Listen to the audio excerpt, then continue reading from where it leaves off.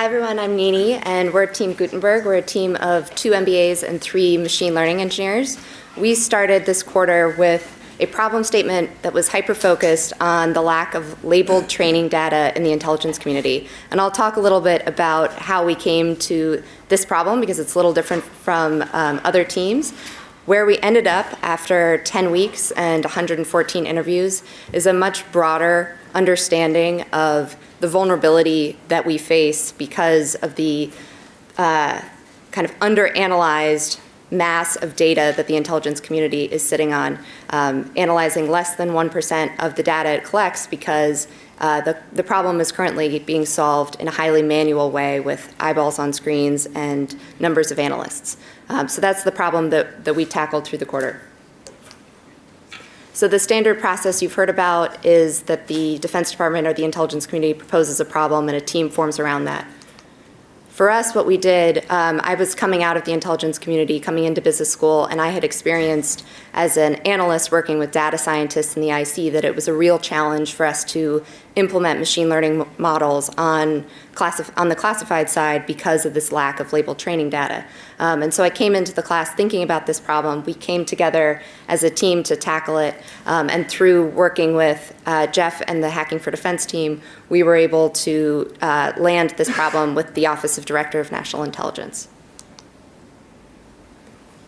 So this combines with the lean startup methodology to look at, through our mission model canvas, this hyper-specific goal we started with. How do you automate the labeling of training data? And these were kind of our thoughts going into the class. First, that we knew that machine learning would help automate some of the processes that data scientists and analysts in the intelligence community were involved in. That we'd seen on the commercial side that crowdsourcing training data labels was a best practice. But we knew that for the intelligence community, this was a hard problem because they couldn't use Mechanical Turk or other sorts of crowdsourcing tools. So we thought that the solution going into the class was semi-supervised learning. This is a technique applied to data labeling that makes it much less tedious, less burdensome, less time-intensive. We were very happy with this solution. It turned out very quickly that this was not the right route for us to go, and that's because as soon as we started talking to end users, managers, buyers in the intelligence community right off the bat, they told us there were a lot of other problems. So lack of labeled training data, that is a problem. Just getting access to data, let's start there. That's what we heard first. We also heard we don't even know how to Google machine learning approaches to figure out how to implement that. So a much bigger knowledge problem. And we took a step back at this point to start to map out all of these problems, which, as you can see, was a big undertaking. So the learnings we had by the end of week 0 were, first, my team thought maybe we shouldn't always listen to Nini. I was an N of 1. This had been my personal experience in the IC, but we really needed to get out and talk to a lot of other people who had faced other problems. And so we looked at our customer discovery as an exercise in breadth and not simply in depth on the label training data issue. And then also that we needed to solve for the end user and think about how this would integrate with our workflows. So this entire process is encapsulated basically in the following quote, that data labeling is just the tip of the iceberg. So we needed to pivot, which was a bit of a setback for the team. But we decided to, oh shit, sorry. We decided to take a step back and look at the actual workflow of the analyst and the problems they're experiencing. So first for this is to actually map out the analytics pipeline that daily users experience. And secondly, come up with a suggestion for a tool that might alleviate some of the problems. So with these 2 MVPs, we arrived to the graveyard of ML tools that have been tried before. Turns out we're not the first ones that thought that machine learning tools might be useful to the IC. There have been many tools before, and most of them have failed. And secondly, what we found is that there's quite a distinction between what leadership expects from machine learning and what the end users actually want out of it. So our learnings from this stage were that there's a low adoption rate, there's a disconnect in expectations, and any solution needs to have a low barrier of entry because there are so many tools already available that if an end user doesn't want to use something, they don't have to necessarily.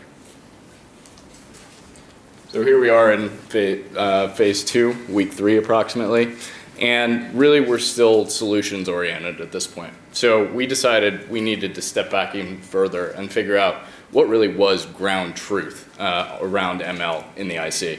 And clearly we were a little worried about where we were going to get to this point, but we were excited to be able to potentially help establish that ground truth. So a couple things we tried in this phase. One, developing sort of an ML playbook of key terms, capabilities, things like that to try and get people on the same page. And when we experienced some success there, we dove into one of the applications, namely full motion video analysis, common in many tactical applications. And so we went on our first trip up to Beale, which is a Project Maven test site, to see kind of how they were implementing ML and whether some of our ideas could be helpful. What we found was surprising, given that Maven has obviously been very successful, namely that they were running into still a lot of issues around classification, around bureaucratic red tape, but then also that there still wasn't really a standardized process across the IC. And so this actually gave us heart that we were on the right track. So a couple of the takeaways that we had: one, just because something's best in class doesn't mean that it's the best it could be. There's plenty of white space available. But then also that we were on the right track relative to standardization. So this leads us to stage 4. We wanted to distill the concept of needing to foster understanding into something more concrete, which is this idea of a pipeline that maps out the stages of what an idealized machine learning data pipeline would look like. And we showed this pipeline in a lot of our interviews, one of which was with a SOCOM team in Iraq through the DIU, where we got a lot of feedback about the wheres and how of data collection and storage and communication. So the first is that data is extremely siloed. In addition to that, the best sort of structure that exists right now are arbitrarily named folders on some remote disconnected server. And moving data between various levels of clearance and different networks is a huge issue and takes way too long. And so from there, we realized there were a couple key things to keep in mind when developing such a pipeline. First is that in order for teams to really work together, there needs to be a standardized schema for all data to be stored in. And second, we really need to think through all the details of security and network issues that lie in this space. So at this point, we really felt that we had got a good sense of all the issues that were facing ML adoption in the IC. And we also had a sense that we knew the research and open source direction to get to all of the great capability that is in store for the IC. So then we said, all right, let's get a most wanted list of top officials that we want to talk to in the government. And so after that, we got our trip to DC scheduled to talk to some senior officials in ODNI, as well as some senior data scientists in the CIA. So our sort of final MVP was, in addition to presenting all of the findings that we had heard so far, we wanted to highlight 3 important areas for them to consider. Again, we did come back a little bit to the semi-supervised idea, but also something like active and online learning, which reduces the amount of labels necessary, and federated learning, which would help deal with the data segregation issue. So we talked to a lot of people. Again, we had heard this idea that data access is on a need-to-know basis, that only when you ask for data will you give it. And that's really not very good for these data-driven methods, which need lots and lots of data in one place. The next thing we heard was that this infrastructure was never designed with automated methods in mind. It was really just for somebody to eyeball it and go through a file one at a time.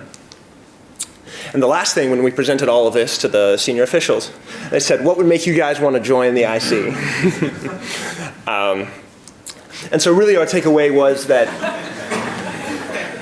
the IC is going to really need to create an elite culture around data science, just as some of the big tech companies have done here in the Valley. And they really need to rethink their relationship with data, that rather than viewing it as a sort of one-off process, that if you want to make data-driven decisions, you have to get it in the right place. And then the last thing, which is a little bit of a meta point, was that the IC and the DoD need to be on the same side of this, that they have 2 different organizations, and if they're not careful, they're going to end up with 2 very different approaches to machine learning. So just a high-level meta takeaway from this. We have some really high-powered technical talent on our team, and we came in ready to build, as you see, from day one. but that's not what the IC and our sponsors needed from us in the end. So the key learning that we all took away in spades was listen to the customer throughout the process.